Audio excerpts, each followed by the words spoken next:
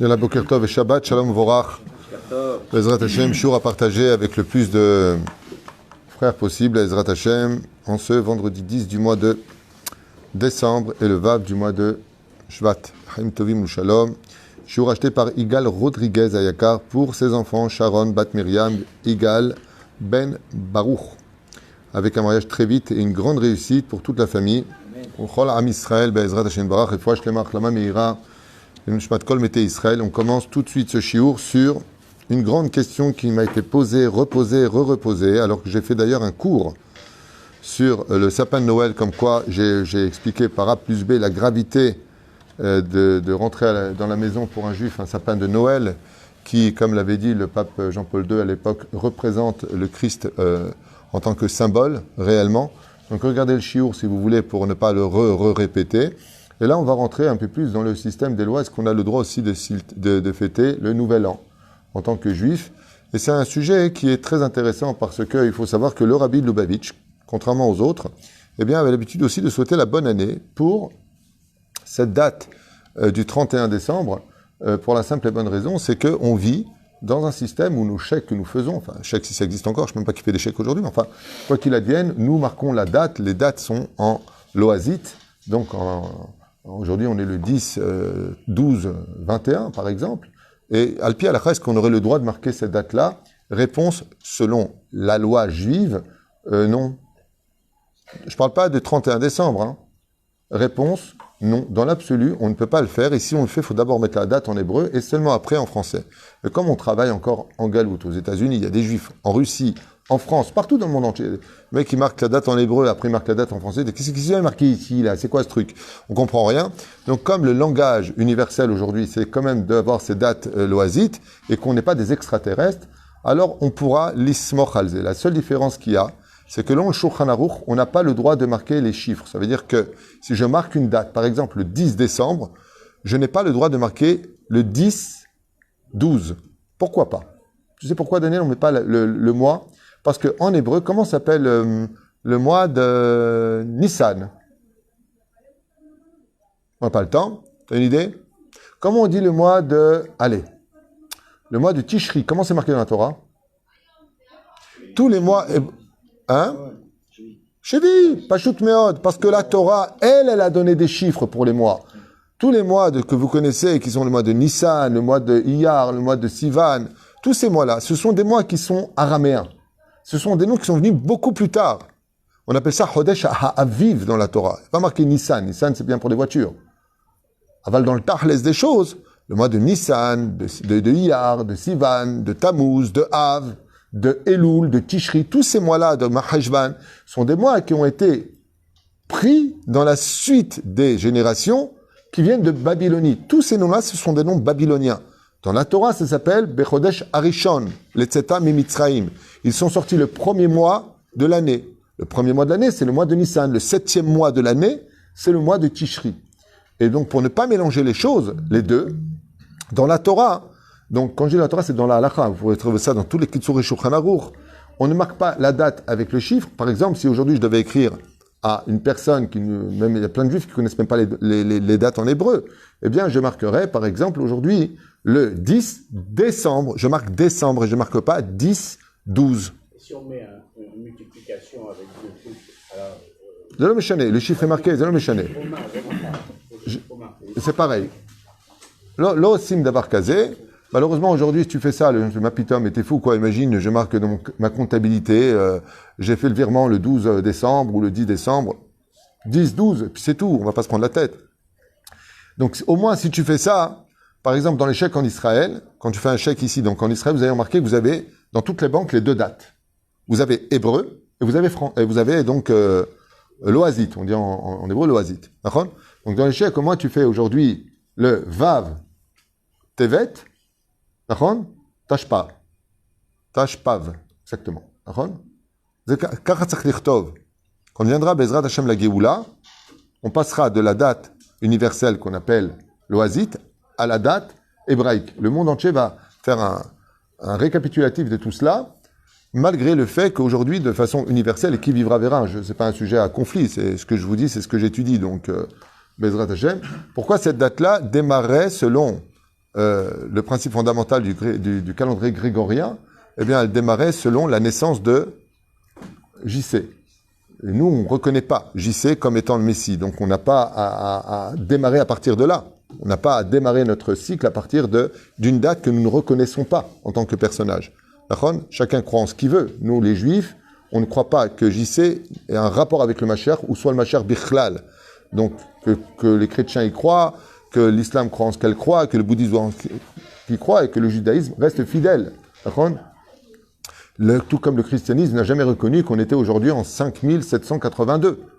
D'accord ? Eux, ils respectent leurs lois, nous, on respecte les nôtres. Il n'y a pas d'apartheid, il n'y a pas de racisme ou de pris parti. Seulement, chacun croit avec ses convictions en ce que sa Torah lui apprend. Torah, ça veut dire que ses lois lui apprennent. Ce qui fait que, Bevadaï, que de fêter le soir du réveillon, nous allons voir dans le Shulchan Aruch, maintenant ce que je veux dire, c'est un synopsis, si je peux appeler ça comme cela, de plusieurs Shulchan Aruch que j'aimerais vous lire, et non pas que vous croyez qu'il y ait ici des déotes personnelles, qu'il y ait des opinions personnelles. Est-ce qu'on aurait le droit de prendre la dinde le 31 du mois de décembre et en famille fêter le 31 du mois de décembre? Réponse, c'est strictement interdit be'echlet. Strictement interdit pour les juifs. Mais par contre, selon le rabbi de Lubavitch, on a tout à fait le droit de dire à un non-juif bonne année. C'est pas interdit ça par contre.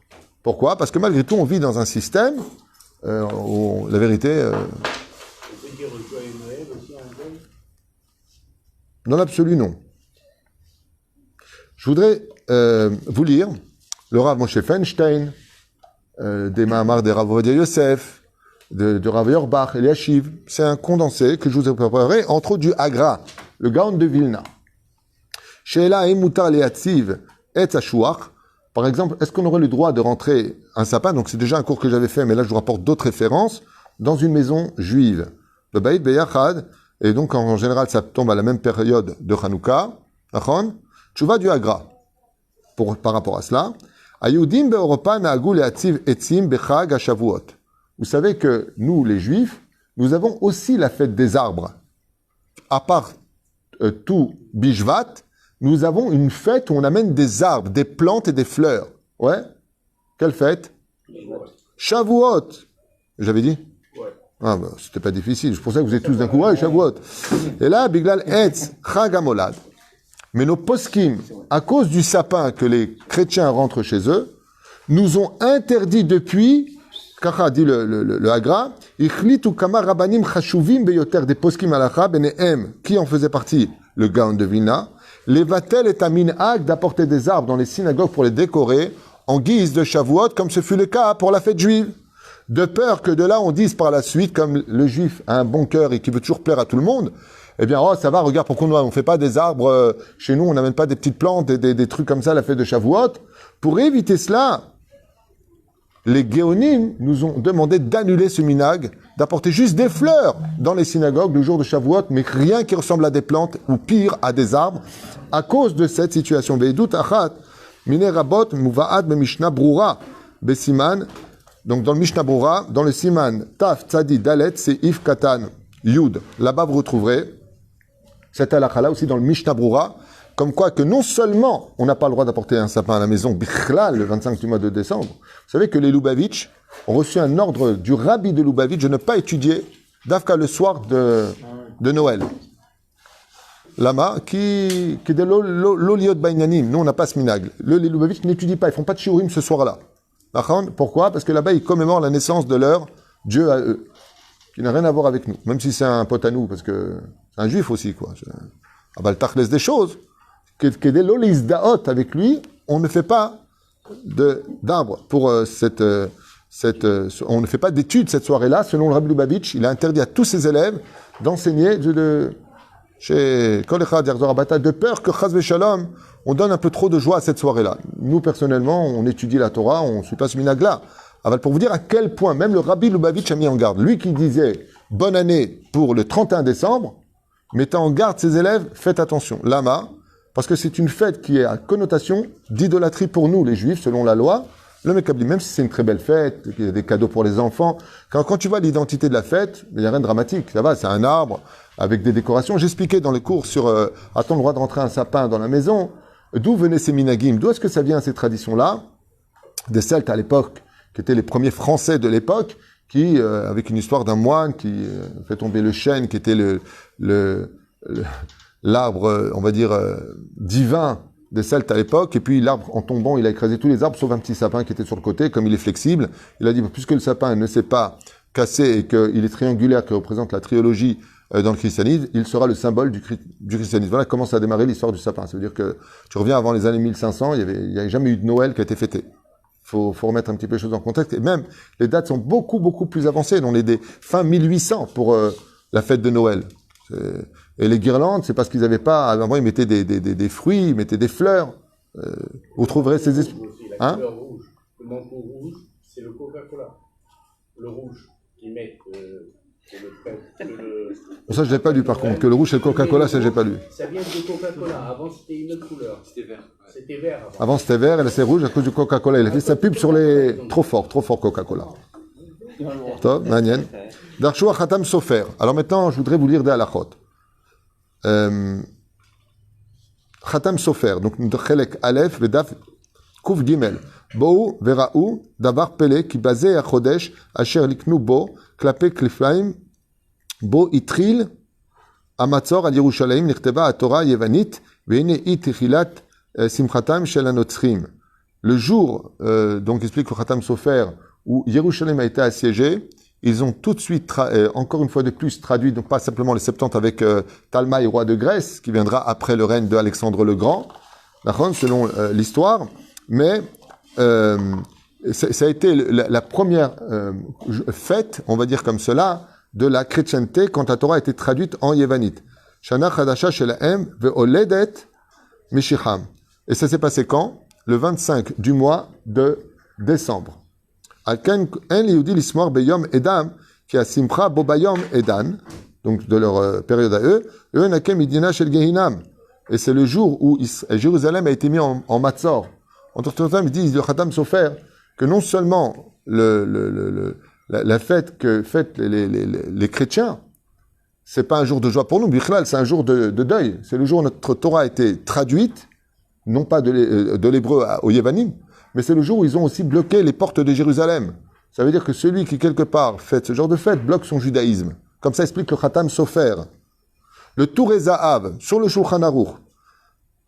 Donc on est là-bas dans le Shulchan Aruch, Yud, Siman, Katan, Seif, Gimel, Seif, Aleph, il rapporte beaucoup de références, Filo, Eno, Avodazara Mamash. Et si tu viens dire que c'est une belle fête, et alors ça va, vous les religieux, toujours des gens qui manquent d'études et qui ont toujours le verbe O. Oh, vous, ça va, mais moi j'aime bien, moi. On n'est pas là en train de te dire si tu aimes ou si tu aimes pas. Est-ce que c'est permis ou pas? Excusez-moi, mais un jambon beurre cornichon avec un ch'ti canon, c'est pas dégueulasse. Mais ça nous est strictement interdit. La question c'est, est-ce que c'est permis ou pas? Réponse, Mamash lo. Beshum panim vaofen. On est déjà, le Gaon de Vilna, les Rishonim. On a vu Bichlal, l'époque de comment ça s'appelle? Celui que j'ai lu avant, là. Le Khatam Sofer, qui est juste avant. Maintenant, on est dans le Touré Zahav. Va filou eno avodazara mamash. Et même si tu viens dire que ce n'est pas vraiment de l'idolâtrie, et là, afilou les noy, shel chagam. Même pour la beauté de la fête, que t'en dis, oh, mais c'est mignon, quand même, j'aime bien. Yeshbo issour de avizare ou de avodazara mamash. Que les ustensiles qui sont utilisés, eh bien, sont avodazara, vraiment, selon le tour. Celui qui rentre un sapin ou qui fête cette fête du 31 décembre, il a rentré de l'avodazara mamash à la maison, selon le tour. Hein? Taz. Tourezav. C'est ce que je viens de dire. C'est ce que j'ai dit avant. Taz. Vechen, Ashulchan Aruch be Yud Siman Kuf Mem Chet Dine Chag Ha'elilim Seif Et Katav Mashnicha Shlosha Yamim Lifnei Achagam. Alors écoutez bien cette loi-là. Dans le Shulchan Aruch, 3 jours avant la fête des non-juifs, Ovda Vodazara, donc ceux qui pratiquent en d'autres termes le christianisme, qui est à soupçon d'idolâtrie, oui ou non, parce que nous on n'a pas le droit des statues, et là-bas il y a des statues, la Vierge, machin truc chouette. Pour nous, vous savez qu'il est strictement interdit à Alpi Halakha de rentrer dans une église. C'est mamash Issour Chamour. Le Rizal écrit sur cela qu'un juif qui rentre dans une église devra jeûner toute sa vie durant à cette même date où il est rentré dans l'église. Imaginez qu'il est rentré le vendredi 10 du mois de décembre, en français si vous préférez, ou en hébreu, nous sommes le Vav du mois de Tevet, tous les vaves du mois de Tevet, le Rézal, il dit pour réparer ça, il devra jeûner toute sa vie jusqu'à la fin de sa vie. Et s'il ne peut pas jeûner, il donnera la tzedaka. Parce qu'il a fait il n'a rien fait, il est simplement rentré. Assour Bechlet. Pour vous dire que les choses ne sont pas à prendre à la légère. Maman, il ne faut pas les prendre à la légère. Alors je sais que ce shiur peut être dérangé de certaines personnes, mais je rappelle que je suis rabbin, qu'on est dans ma synagogue et que je suis ici pour enseigner des lois avec des références. C'est-à-dire, c'est strictement interdit. Assour la kahat même, vinim kor même. Alors écoutez bien cette halakha-là, que je vous ai noté. Shlosha yamim lifne chagam, 3 jours avant la fête de saouler les païens ou des religions à connotation d'idolâtrie, il est interdit de rentrer en commerce avec eux, 3 jours avant. Lama, shel goim, ovdei elilim, assour likach me'em, imkor me'em, de peur qu'avec cette marchandise, ils fassent de la vodazara. 3 jours avant, c'est le vin interdit. Par exemple, est-ce que j'ai le droit en tant que juif de vendre du vin ou du champagne non cachère? Pourquoi non? Oui? Toi, tu dis oui. C'est Assour Bana. Ephéméode. Donc, moutar ou assour? Vada chez assour. J'ai un ami. Pourquoi c'est assour? C'est une question ou un point d'exclamation? J'ai pas compris. Cachère, tu parles de vin cachère, toi. On vend du vent. On vend du vent, c'est le cas de le dire. Alors écoute-moi. Écoute-moi, je vais te répondre, Sadik. Oui. Il vient de te répondre. Il vient de te répondre. La Vodazara, elle est aussi assour Béana.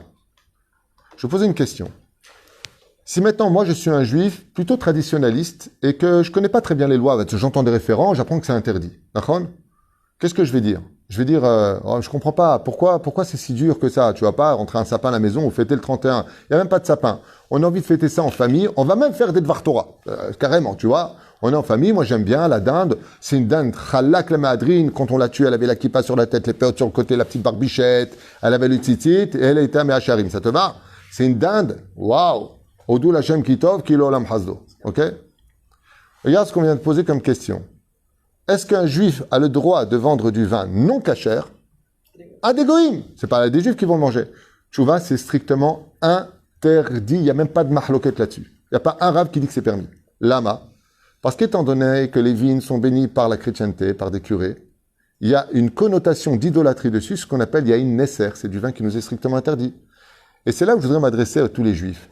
Si on vous dit que le vin qui n'est pas cachère est interdit, ça tout le monde le comprend. La majeure partie des juifs vont te dire « Ouais, je sais, mais moi, je bois quand même, si tu veux. » C'est son libre arbitre. Ok? Mais tout le monde comprend que le vin cachère et le vin non cachère, ce sont deux choses différentes. C'est exactement le même dîne ici. Tout comme je n'ai pas le droit en tant que juif de vendre du vin non cachère à un non-juif. Pourquoi? Parce que je vais gagner de l'argent avec. Donc, je gagne de l'argent d'une bénédiction d'un commerce qui a fait la bracha, sa bénédiction sur la vigne. Donc, c'est ce qu'on appelle profit d'une avodazara. Est-ce que j'ai le droit de profiter? Non. C'est pour ça qu'Alpi Alacha, Dechoule Alma, il est strictement interdit à un juif de vendre du vin non cachère à des... Sinon, j'ai un copain qui s'appelle Jacques, que j'embrasse très fort, il aurait gagné beaucoup d'argent. Parce qu'un jour, il m'a appelé, il y a à peu près 17 ans de cela. Il avait une superbe affaire magnifique de vin, excellent, à un prix de folie. Et il avait les clients de l'autre côté. Il m'appelle, je suis en Israël, il me dit... Rabbi David, je t'en supplie, est-ce que j'ai le droit de vendre du vin non cachère qu'à des goïms, des restaurants? J'ai déjà les commandes. J'ai le vin de l'autre côté et j'ai l'argent pour l'acheter. C'est-à-dire l'affaire, elle peut... Une transaction et je suis blindé. Il me dit, bien entendu, j'oublie pas ton kollel. Hein. Je lui ai dit, n'oublie pas mon kollel, mais c'est interdit. Ah bon, il n'y a pas moyen de moyenner au Moyen-Âge pour le Moyen-Orient? Je lui ai dit, mamashlo. Mamashlo. Tu peux leur vendre du vin cachère? Tu peux vendre du vin cachère à des non-juifs, il n'y a pas de problème. Mais du vin non cachère, assour. Par exemple, tous ceux que les juifs qui ont des restaurants non cachères commettent une erreur fatale. Parce qu'ils versent ils proposent du vin non cachère. Ouais. Ils font cuisiner du lait et de la viande ensemble. Et le lait et la viande, comme le vin, assour béana, on n'a pas le droit d'en profiter. Si par exemple, je me suis trompé, au lieu de mettre du lait de soja, j'ai mis du lait de vache dans mon hachis parmentier. Donc j'ai de la viande et du lait. Qu'est-ce que je fais de ce hachis parmentier? Il y a ce qu'on appelle Baal Tashrit. On n'a pas le droit de le jeter normalement. Dans ce cas-là, je n'ai pas le droit de donner même pas à un animal. Assourli. Pourquoi? Selon la halakha, le lait, la viande, assour béana, assour bébichoul, et assour bichlal echol. C'est 3 choses interdites. Pas le droit de le manger, pas le droit de cuire, pas le droit d'en profiter. Donc faites attention à ça. C'est pas simplement relié à la fête ou pas. Vous voyez, il y a le lait et la viande qui est pareil. Une bouteille de vin non cachère, c'est pareil. D'accord? Donc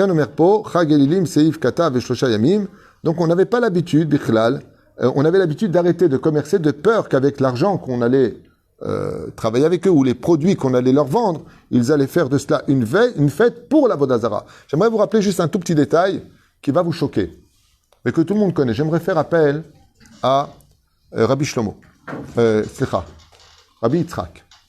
Rabbi Yitzhak, c'était un homme qui vendait des pierres précieuses. Il vivait dans la ville de Troyes, en France, entre 2 et 4. 2 et 4, c'était de l'humour, hein, dans le cas où il y a des gens qui disent « qu'est-ce qu'il dit ?» Eh bien, dans la ville de Troyes, vivait un homme très pieux, qui craignait le ciel, et le roi de France avait perdu, tout simplement, un œil, selon la tradition, ou un endroit de sa statue, il y avait une statue, et il y avait un diamant très gros et très imposant, qui était tombé, qui avait disparu. Qu'est-ce qu'a fait le roi de France? Il a demandé à ses émissaires de lui trouver ce diamant. Il a été trouvé nulle part, jusqu'au jour où quelqu'un a dit « je crois qu'il y a un juif qui vend ce diamant-là ». Il s'appelle Yitzhak, il vit dans la ville de Troyes. Ils sont arrivés à Troyes, ils ont vu le diamant, et ils ont constaté qu'il correspondait parfaitement, mais parfaitement, à ce besoin de cette statue que possédait le roi de France à l'époque, et ils lui ont proposé une somme astronomique, qu'il mettrait à l'abri lui et toute sa descendance. Le problème, c'est qu'il n'avait pas de descendant. Il était assez âgé, il n'avait pas de descendant. Quand il est arrivé sur le bateau pour remonter la Loire, monter à Paris, sur Versailles, eh bien, Rabbi Yitzhak pose la question au cabinet, au capitaine, et lui dit, au fait, ce diamant, à quoi va-t-il servir? Et il lui présente comme ça une figurine sur un document pour une statue qui lui a été offerte, donc qui avait été offerte au roi de France, de Élil, d'Avodazara. Quand Rabbi Yitzhak entend ça, il dit, mon Dieu, mais qu'est-ce que j'ai fait? Il est hors de question que je vende quoi que ce soit qui puisse servir à Avodazara, Zana.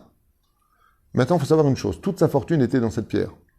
Rabbi Yitzhak, il propose de montrer cette pierre au capitaine, qui, bien sûr, je voudrais bien la voir. Et il la sort de sa poche, de son étui, et il lui montre. Au moment où il lui montre, oh, qu'est-ce qu'elle fait? Il dit, fais attention, c'est toute ma vie qui est dedans. Il fait exprès de le lui dire, et en se retournant, il se fait lui-même un croche-patte, et la pierre passe par-dessus le pont et s'enfonce dans les flots. Il venait de perdre sa pierre. Ils l'ont accosté tout de suite sur le rivage. Ils lui ont dit, tu peux rentrer chez toi, puisqu'on n'a plus besoin de toi maintenant. Et lui a fait semblant de pleurer. Alors que quand il est rentré à pied chez lui, parcourant plus de 16 kilomètres pour retourner dans sa demeure, il s'est mis à chanter pendant ces 16 kilomètres dans une pauvreté, puisqu'il venait de tout perdre. En disant, Ribono Shel Olam, j'ai eu peur que ce que tu m'as envoyé sur terre, toute ma fortune qui était dedans, allait servir à Vodazara. Le soir même, quand il est arrivé à la maison épuisé et qu'il s'est endormi, ayant tout perdu, il a fait un rêve. Et dans son rêve, on lui a annoncé que pour le récompenser de ce qu'il avait fait, descendrait un diamant du ciel qui éclairait toutes les générations et toute la Torah d'Hachem. Il sera le diamant de la Torah. J'ai nommé Rabbi Shlomo Yitzhaki du nom de Rashi. C'est comme ça qu'est né Rashi. Cette histoire que je viens de vous raconter, j'ai lu dans sa biographie. Vous achetez le livre, même en français, vous achetez, vous le trouverez là-bas. C'est là-bas que j'ai lu ça. C'est là. ולכן, השח, pareil, והתז, זה משום שגורם להם שיש להם שמחה ביום אדם, donc le jour même commémoratif de leur Avodazara, אומרים שקיבלו את הכסף משום Avodazara.